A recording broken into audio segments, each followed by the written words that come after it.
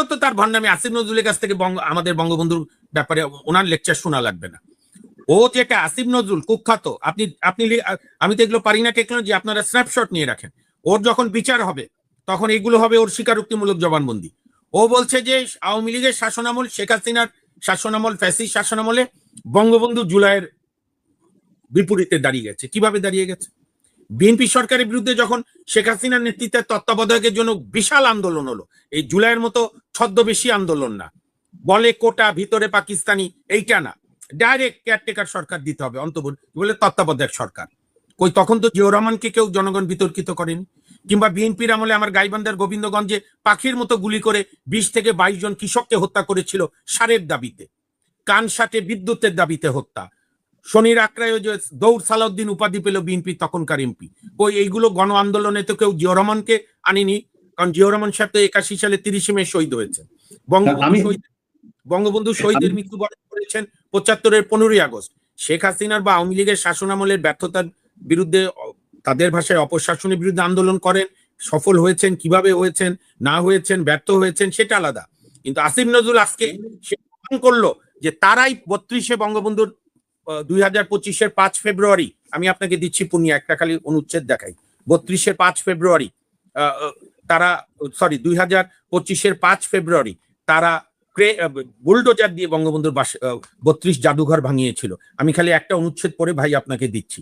24 আমাদের সর্বোচ্চ আইন সংবিধানের একটি গুরুত্বপূর্ণ নীতি, বিশেষ শৈল্পিক কিংবা ঐতিহাসিক গুরুত্বপূর্ণ বা তাৎপর্যমণ্ডিত স্মৃতি নিদর্শন বস্তু বা স্থান সমূহকে বিকৃতি বা বিনাশ বা অপসারণ হইতে রক্ষা করিবার জন্য রাষ্ট্র ব্যবস্থা গ্রহণ করিবে। অনুচ্ছেদ 24 ভায়োলেট করেছে ইউনূস এবং আসিফ নজরুল্লাহ। এর একদিন বিচার হবে। কি বলছিলেন বলেন? মানে আমি বলছিলাম, দেখেন আমার স্পষ্ট মনে আছে বেগম খালেদা জিয়া জেলে যাওয়ার আগে পর্যন্ত প্রয়াত রাষ্ট্রপতি জিয়াউর রহমানের শাহাদাত বার্ষিকীতে উনি সারা ঢাকা শহরে অন্তত 20-30 জায়গায় কাঙালি ভোজে আয়োজন করতেন, নিজে যেতেন, নিজে গিয়ে খাবার দিতেন। ওই সেই সময় তো কেউ বাধা দেয় নেই যে আওয়ামী লীগ ক্ষমতায় তো যে জিয়াউর রহমানের শাহাদাত বার্ষিকী পালন করা যাবে না। আর আজকে একটা মানুষ একটা ফুল নিয়ে যেতে পারে না, মানে এটা আসলে কোন স্বাধীনতাতে? না, স্বাধীনতা তো প্রশ্নই ওঠে না। ইভেন বেগম খালেদা জিয়া জেলে যাওয়ার পরেও তো বিএনপি মৃত্যুবার্ষিকী পালন করেছে, এবং এটা আমি আওয়ামী লীগের দয়া বলছি না, এটা দায়িত্ব। মৌলানা বঙ্গবন্ধু শেখ মুজিব, মৌলানা ভাসানী, জিয়াউর রহমান, শেরে বাংলা একে ফজলুল হক, হোসেন শহীদ সরওয়ার্দী, মৌলানা ভাসানী বললাম, বা ইভেন এরশাদরা, যে যারা রাজনৈতিক দল করে তার নেতা বা জাতির যারা নেতা, বঙ্গবন্ধু শেখ মুজিব, তার মৃত্যুবার্ষিকীতে কেউ ফুল নিয়ে 32-এ যেতে পারবে না। আর 32-কে ভয় কেন? 32-এ ভয় কেন আমি আপনাকে বলি। 1971-এর 16 ডিসেম্বর যখন পাকিস্তান বাহিনী মাথা নিচু করে আমাদের মিত্র বাহিনী অর্থাৎ আমাদের বীর মুক্তি বাহিনী এবং ভারতীয় বন্ধুপ্রতিম সেনাবাহিনী তাদের কাছে মাথা নত করে আত্মসমর্পণ করলো অস্ত্র রেখে, এই আপনার সরহদি উদ্যানে। এবং আপনি জানেন ওই দিন যে ওই টেবিলটা ঢাকা ক্লাব থেকে আনা হয়েছিল তাৎক্ষণিকভাবে, একটা ঐতিহাসিক জিনিস ঢাকা ক্লাব রেখেছে বোধহয়। তো সেদিন তো ওই আত্মসমর্পণের দলিলে লেখা আছে and the collaborators and razakars forces, সব আত্মসমর্পণ করছে, অর্থাৎ আজকের জামাত। তো সেদিন ইয়াহিয়া খান পরের দিন একটা বক্তৃতায় বলেছিল, উর্দুতে বলেছিল, ইয়ে জাং খতম নেই হুয়া, ইয়ে জাং জারি রাহেগা, অর্থাৎ এই যুদ্ধ শেষ হয়নি, এই যুদ্ধ জারি থাকবে। এবং তারা এই যুদ্ধ জারি রেখেছিল। আমাদের ব্যর্থতা, আমরা মুক্তিযুদ্ধের আদর্শে, যে মুক্তিযুদ্ধে এত বড় ত্যাগ তিতিক্ষা, 30 লাখ শহীদের আত্মত্যাগ, 2 লাখ মা বোনের সম্ভ্রম, অসংখ্য বুদ্ধিজীবীর, বাংলাদেশের দরিদ্র জনগোষ্ঠীর আত্মত্যাগে তারপর যে একটা সাংস্কৃতিক বিপ্লব করতে হতো, সেইটা আমাদের মুক্তিযুদ্ধ পরবর্তী নেতৃত্ব করতে পারেনি বলেই জামাত এখনো রাজনীতি করে। যাই হোক, সেটা আরেকদিন আলোচনা। তো তারপরে যখন বঙ্গবন্ধুর হত্যা হলো, হত্যার পরে পাকিস্তান, এই যেরকম শেখ হাসিনার বিদায়ের পরে পাকিস্তান খুব খুশি হয়ে গেছিল, পাকিস্তান তখনও খুশি হয়ে মুস্তাকের কাছে এসছে, চাল দেবে, ডাল দেবে, নিজেরা ফতুর, নিজেরা আর কি দেবে। তো সুতরাং এই হত্যাকাণ্ড, বঙ্গবন্ধু কি বলেছিল যখন মার্কিন যুক্তরাষ্ট্র সিআইএ আলেন্দেকে হত্যা করলো, কঙ্গো লুমুম্বাকে হত্যা করলো, জাতীয়তাবাদী নেতা, পরবর্তীকালে বামপন্থী দিকে ধাবিত, তখন বঙ্গবন্ধু বললেন, আমি লুমুম্বা হব, আলেন্দে হব, তবু সাম্রাজ্যবাদের কাছে মাথা নত করব না। এবং বঙ্গবন্ধুর যে বাকশাল, এটা হচ্ছে সবচেয়ে অপপ্রচারের শিকার। বাকশাল তো উনি চালুই করেনি। বাকশাল 25শে জুন ডিক্লেয়ার হলো, 25শে জানুয়ারি তারপরে এগুলো পদক্ষেপ হলো। এবং আপনি জানেন, বাকশালের অধীনে প্রথম একটা স্থানীয় পরিষদের নির্বাচনে সিটিং ভাইস প্রেসিডেন্ট আপনাদের কিশোরগঞ্জের, আপনার বাড়ি কিশোরগঞ্জ না? কিশোরগঞ্জে নেত্রকোনা, যাই হোক আপনার প্রতিবেশী জেলা, কিশোরগঞ্জে সৈয়দ নজরুল ইসলামের আপন ছোট ভাই হেরে গেল একজন দরিদ্র স্কুল শিক্ষকের কাছে। Baksal was never tested. Baksal ছিল তদানীন্তন সমাজতান্ত্রিক যুগের বাংলাদেশ মডেল, এবং বঙ্গবন্ধু বলেই দিয়েছিল যে এটা একটা লিমিটেড পিরিয়ডের জন্য যদি আমি সাফল্য পাই। এবং যখন 15ই আগস্ট বঙ্গবন্ধুকে নির্মমভাবে হত্যা করা হয় তার সপরিবারে, এর মধ্যে আরেকটা লোকের নাম বললে আমরা অকৃতজ্ঞ থাকবো, বঙ্গবন্ধু ফোন করেছিল অনেককেই, এসেছিল শুধু একজন, বঙ্গবন্ধুর সাবেক military secretary colonel Jamil. Colonel জামিলের দায়িত্ব 4 দিন আগে শেষ হয়ে গিয়েছিল, নতুন মিলিটারি সেক্রেটারি হয়েছিল। বঙ্গবন্ধু যখন ফোন দিয়েছিলেন তখন জামিলের স্ত্রী ওই ভদ্রমহিলা অন্তঃসত্ত্বা ছিলেন। তো জামিল বলছে আসছি আমি বঙ্গবন্ধু। ওই মহিলারই আমি ইন্টারভিউ করেছি পরে। ওই ভদ্রমহিলা বলছেন তুমি যাবা, তুমি তার মিলিটারি সেক্রেটারিও নাই বঙ্গবন্ধুর, আর আমার এই অবস্থা। পাগল নাকি, বঙ্গবন্ধু ফোন দিয়েছে আর আমি যাব না? ট্র্যাজেডি কি জানেন? এই যে জেনারেলাইজ যে আমরা করি যে অমুক জায়গার সৈন্য মানেই খারাপ আর আমরা মানে উত্তম। বঙ্গবন্ধুকে যারা হত্যা করেছিল অধিকাংশই মুক্তিযোদ্ধা ছিল, মুক্তিযুদ্ধে অংশগ্রহণ করেছে, খেতাব পাওয়া মুক্তিযোদ্ধাও ছিল। অথচ ওই কর্নেল জামিল কিন্তু পাকিস্তান প্রত্যাগত, অর্থাৎ উনি আমাদের বিরুদ্ধে যুদ্ধ করেনি, কিন্তু 71-এ পাকিস্তানে আটকা পড়েছিল। তো যাই হোক, সেই বীর কর্নেল জামিলের স্মৃতি, জামিল সাহেবের স্মৃতির প্রতি আমি গভীর শ্রদ্ধা জানাই। বঙ্গবন্ধু ফোন করেছিল অনেককে, কেউ আসেনি, এসেছিল কর্নেল জামিল, এবং ওনাকে সোবানবাগ মসজিদের সামনে খুনিরা হত্যা করে ধানমন্ডি। আজকের এই সংক্ষিপ্ত অনুষ্ঠানে আমার একটা জিনিস জানার আগ্রহ হয়েছে। আপনি জানেন যে নেপালের সাবেক প্রধানমন্ত্রী গ্রেফতারি পরোয়ানা ছিল, দেশে ফিরেছে, গ্রেফতারি পরোয়ানা উঠে গেছে। শেখ হাসিনা বাংলাদেশে ফেরার কথাবার্তা চলছে, এ নিয়ে তো বহু জল গড়ালো বহু দিকে। আমাদের আইনে এই যে আইসিটি, আন্তর্জাতিক অপরাধ ট্রাইব্যুনাল, এটা নিয়ে তো বহু প্রশ্ন আছে। এমনকি আইনে কোনো দিক আছে যে শেখ হাসিনার পক্ষ থেকে ওই পুরো আইসিটি কে চ্যালেঞ্জ করা যায় বা করার ভবিষ্যতের সুযোগ আছে কিনা? অবশ্যই, কারণ এই জুলাইয়ের যখন ঘটনা ঘটে তখন আইসিটির আওতায় এই হত্যার বিচারের সুযোগ ছিল না।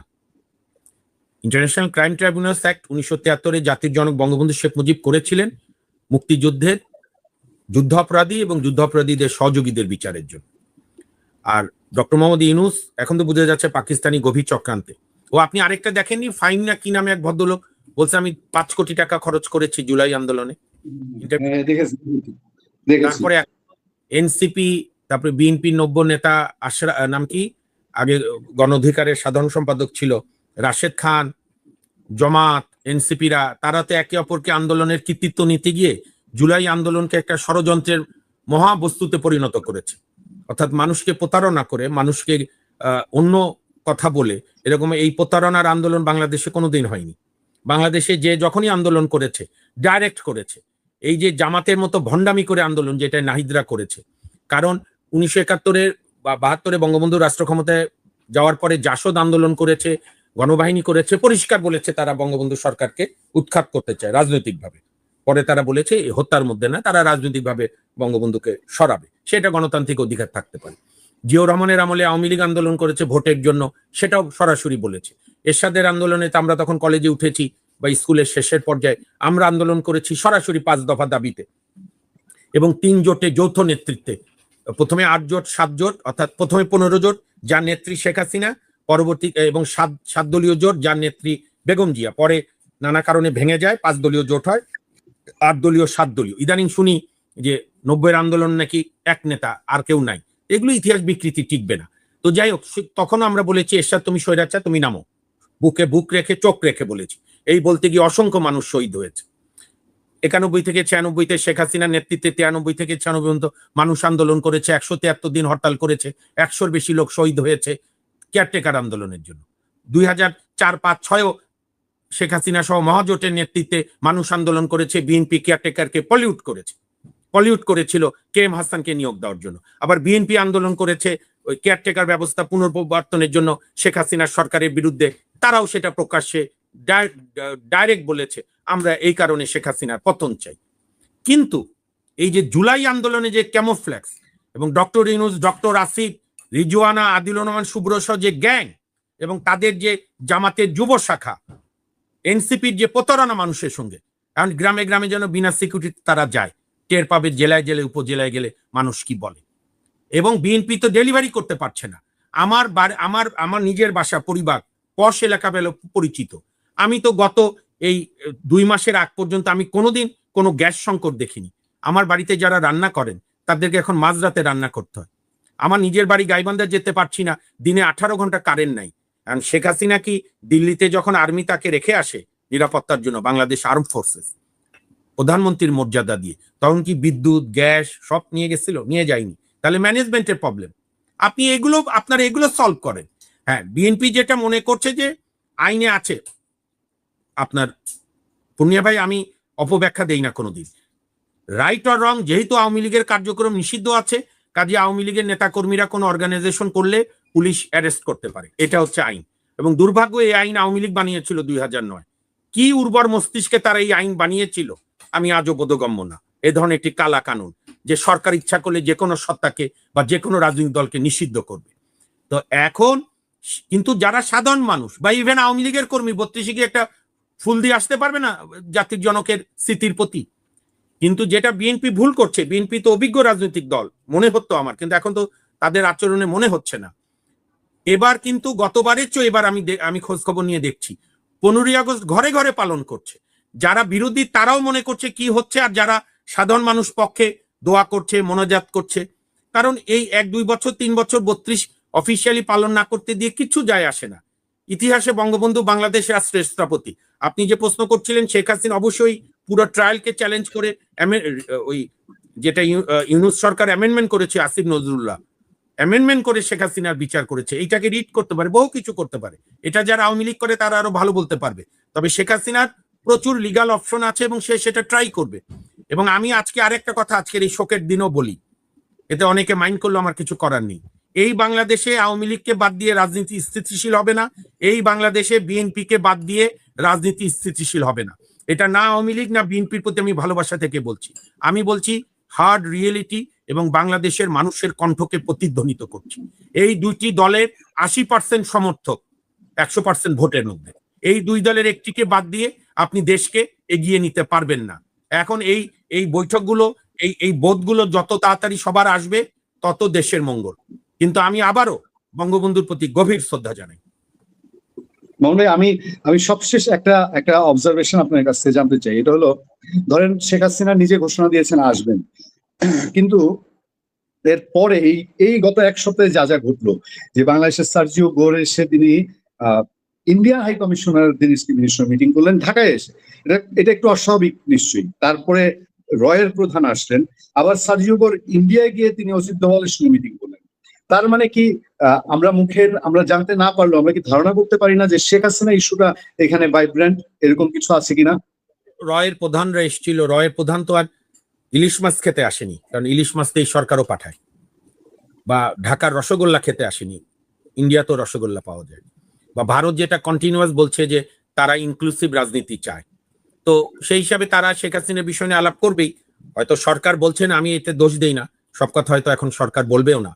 কিন্তু আমি এত কথার মাঝখান থেকে যেটা আমি বলতে চাই, একটা কথা আছে না ভাই, দেয়াল লিখন বুঝতে হয়। আপনার বাংলাদেশের এখন মানুষই বলছে যে কি লাভ হলো। আমি এই প্রশ্নের এখনই নানা রকম উত্তর দিতে পারি। যারা সাধারণ মানুষ তাদের ভিউ ছিল যে শেখ হাসিনা ব্যাপক উন্নয়ন করেছেন, শিশু মৃত্যুর হার কমিয়েছে, নারীর নানা রকম সমস্যা সেইটার কমিয়েছে। আজকে দেখেন, আজকে 900 অফিসিয়াল রেকর্ডে 900 শিশু মৃত্যু হলো। বিএনপি সরকার কেন এই বিষয় নিয়ে তদন্ত করছে না? কোথায় ইউনূস সাহেবের প্রতি তাদের দুর্বলতা? আপনার সাধারণ মানুষ অনেকে শেখ হাসিনার বিরুদ্ধে, বা আমরাও নেমেছিলাম কেন আন্দোলনে, আমরা তো আর ওদের মতো করে চক্রান্তে না, সহজ বুদ্ধিতে শেখ হাসিনা ভোট ব্যবস্থাকে দুর্বল করেছে, শেখ হাসিনা বিচার বিভাগকে শক্তিশালী হতে দেয়নি, শেখ হাসিনার আমলে অ্যাটর্নি জেনারেল পিপির ভূমিকায় গিয়েছিল, বুঝতে পেরেছেন, পাবলিক প্রসিকিউটর, অ্যাটর্নি জেনারেল মর্যাদায় না। তো সেই কাজটা এখনো চলছে। বিএনপি সারাক্ষণ আওয়ামী লীগ বন্ধ রেখেছে, কিন্তু বিএনপি তো আওয়ামী লীগের ভালো জিনিস ফলো করছে না। আওয়ামী লীগের যেগুলো ভাইরাস ছিল সেগুলোই তারা ফলো করছে। ওই সুরে সুরে বিচার বিভাগ, ওই অ্যাটর্নি জেনারেল জামিনের বিরুদ্ধে যে কোনো বিরুদ্ধে তোলপাড় করা। মানুষ দেখতে চায় অ্যাটর্নি জেনারেলকে অ্যাটর্নি জেনারেল হিসাবে। তো যাই হোক, এখন সেরকম চলছে আপনার ওই অন্যান্য সেক্টরেও। সবচেয়ে বড় সমস্যা যেটা মানুষের, কারণ শেখ হাসিনার 15 বছরে গ্রামের মানুষ বিদ্যুতের সুবিধা পেয়ে এতটা অভ্যস্ত হয়েছে যে গ্রামে কিন্তু বিস্ফোরণের অপেক্ষায়। এগুলো কথা বলে লাভ। যেমন অর্থনীতি তো মানে আমল চেঞ্জ করে ফেলছেন। 2008-এও যে শ্রমিকের মূল্য ছিল 200-300 টাকা, এই শ্রমিক পরে এখন কত পায়? 700, 800, 1000 টাকা শ্রমিক মূল্য। আপনি একটা মানুষকে আবেগে ভুল বুঝিয়ে, আর তারপরে তো মেইন আমাদের বাংলাদেশ সেনাবাহিনী শেষ মুহূর্তে আর আওয়ামী লীগ সরকারের পক্ষে ছিল না। যাই ঘটনা ঘটান, ভোটের মাধ্যমে কোনো রাজনৈতিক শক্তিকে পরাজিত না করতে পারলে আপনি তো গায়ের জোরে বলতে পারবেন না মুসলিম লীগকে আমরা আমাদের পূর্বসূরীরা 54 যুক্ত ফ্রন্টে পরাজিত করেছিল 21 দফার ভিত্তিতে, হক ভাসানী সরওয়ার্দীর নেতৃত্বে, এবং তরুণ শেখ মুজিব ওইটার সংগঠক ছিল, বা আজকের বঙ্গবন্ধু। তো তারপরে শক্তির নিত্যতা সূত্র করেছেন না, শক্তি তো ক্ষয় হয় না, এক শক্তি আরেক শক্তিতে রূপান্তরিত হয়। ফলে মুসলিম লীগ মোরাললেস পরে স্বাধীনতার পরে বিএনপি টিএনপি সহ এগুলোর মধ্যে একীভূত হয়ে যায়। বিএনপির ম্যাক্সিমাম নেতাদের বাপ দেখবেন মুসলিম লীগের, মুসলিম লীগ করতে, মুসলিম লীগ থেকে উদ্ভূত নানা রকম ভাবে আছে। আওয়ামী লীগের যে রাজনৈতিক শক্তি 40%